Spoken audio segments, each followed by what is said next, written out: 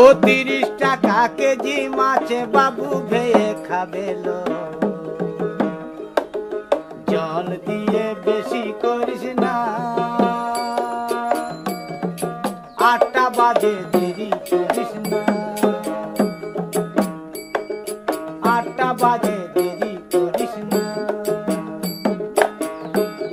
ও 30 টাকা কেজি মাছে বাবু ভেয়ে খাবেলো, জল দিয়ে বেশি করিস না, 8টা বাজে দেরি করিস না।